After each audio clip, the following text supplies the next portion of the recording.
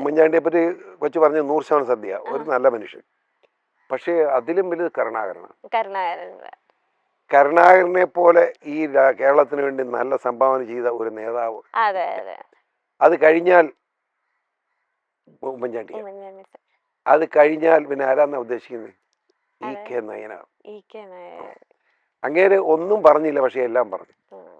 ഇ.കെ. നായനാർ. ഞാൻ പറഞ്ഞു ഉമ്മൻചാണ്ടി സാറിനെ പോലെ പല നേതാക്കന്മാരിങ്ങനെ ജനങ്ങൾക്ക് എപ്പോഴും വേണ്ടത് അവരെ ഫോളോ ചെയ്യാതെ തന്നെ ഈ വികസനം നടത്തിയത് ഇന്ന നേതാവാണ്, അങ്ങനെ ഒരു നേതാവായി മാറണം. അതെ, മനസ്സിൽ പറഞ്ഞ അങ്ങനെ മാറണം, അല്ലെങ്കിൽ അങ്ങനെ എല്ലാവരും ആകണം എന്ന് സാർ എപ്പോഴെങ്കിലും ആഗ്രഹിച്ചു? ഞാൻ പറയാം, കൊച്ചു പറഞ്ഞതിനകത്ത് സത്യമുണ്ട്, പക്ഷെ അർത്ഥസത്യമാണ്. ഞാൻ പറയാം, ഞാൻ 28, 30, 35, 50 വയസ്സുള്ള ചെയ്ത കാര്യങ്ങൾ ഇപ്പോഴത്തെ 15, 16 വയസ്സുള്ള പിള്ളേർക്ക് അറിയത്തില്ല. ഞാൻ 75 മനസ്സിലായില്ലേ? ഈയിടെ ഒരാൾ വലിയ പ്രസംഗിക്കുക, ഒരു വില്ലേജ് ഓഫീസ് പോലും അതിന് ഒരു താലൂക്ക് ഉണ്ടാക്കിയില്ല.